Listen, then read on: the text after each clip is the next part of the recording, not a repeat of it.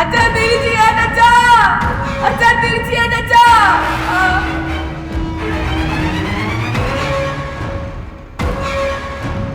അച്ഛാ വെടിയേൻ അച്ഛാ,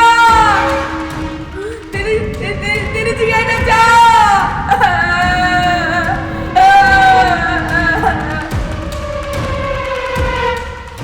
അച്ഛാ രക്ഷിക്കച്ചാ,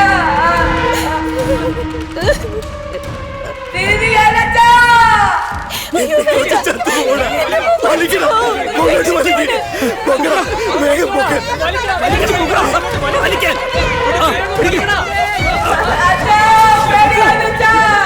പെട്ടെന്ന് വലിക്കണം, എന്റെ കുഞ്ഞിനെ രക്ഷിക്കും.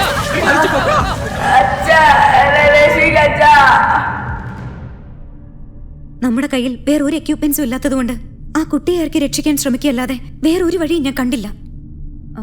ആ സമയം ഞാനൊരു ഉദ്യോഗസ്ഥയായല്ല പെരുമാറിയത്.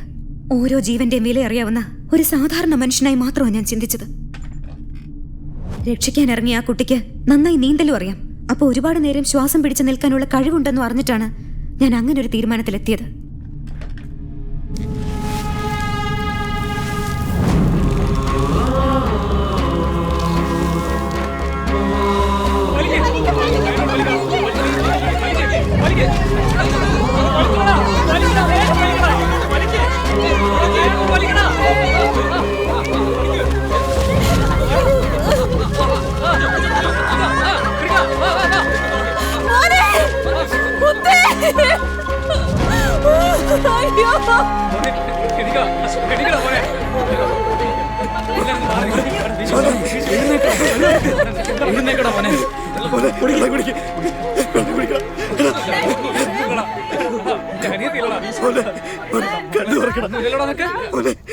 മാഡം, ആ പയ്യന്റെ പൾസ് റേറ്റ് ഓൾറെഡി ലോ ആണ്.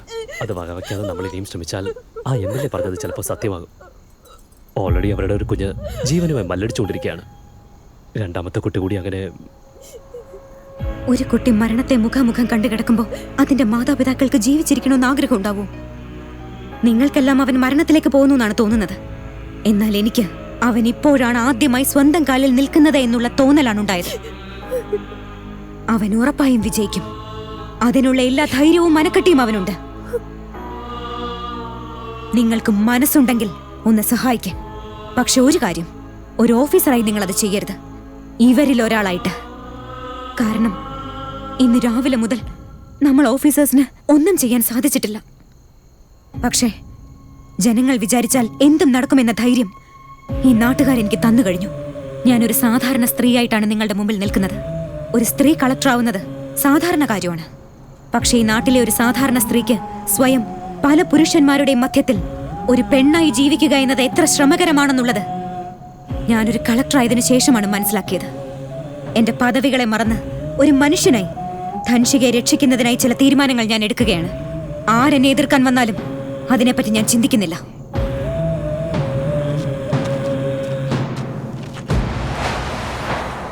മുത്തു, ധൻഷികയെ നിനക്ക് തീർച്ചയായും രക്ഷിക്കാൻ പറ്റും. നീ ഉള്ളിലെ ഇരുട്ട് കണ്ട് ഭയപ്പെട്ടു പോവരുത്. കുറച്ചു സമയം നീ ഇരുട്ട് കണ്ടപ്പോൾ ഭയന്നെങ്കിൽ ഇന്നത്തെ ഈ ദിവസം മുഴുവൻ ഇരുട്ടിലിരുന്ന് നിന്റെ അനിയത്തിയെ പറ്റി ഒന്ന് ആലോചിച്ചു നോക്ക്. ആ ഒരു ആലോചനയാണ് നിനക്കുള്ള വെളിച്ചം. ധൻഷികയെ നിനക്ക് രക്ഷിക്കാൻ സാധിച്ചാൽ അത് ചരിത്രമാവും. ഇന്ത്യ പോലുള്ളൊരു രാജ്യത്ത് കുഴൽ കിണറുകളിൽ അകപ്പെട്ടു പോകുന്ന കുട്ടികളെ രക്ഷപ്പെടുത്താനാവാതെ പിന്തിരിയേണ്ടി വരുന്ന വെല്ലുവിളികൾക്ക് മുൻപിൽ നീ ഒരാൾ തല ഉയർത്തി നിൽക്കണം. ഈ വിജയത്തിൽ നിന്റെ അനിയത്തിയുടെ ജീവൻ മാത്രമല്ല, ഈ നാട്ടിലെ വളരുന്ന ശാസ്ത്രത്തിന്റെ തോൽവിയും നിന്റെ നേട്ടത്തിന്റെ കൂടെ അടയാളപ്പെടുത്താൻ പോവുകയാണ്. നിന്നെ നിനക്ക് സ്വയം മനസ്സിലാക്കാൻ കുറച്ച് നിമിഷങ്ങൾ കൂടിയുള്ളൂ.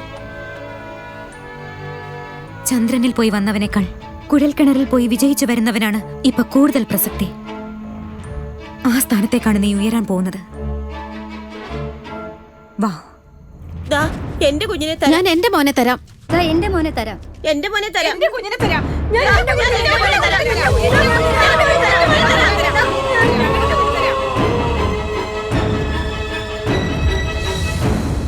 എന്റെ അനിയത്തിയെ ഞാൻ രക്ഷിക്കും.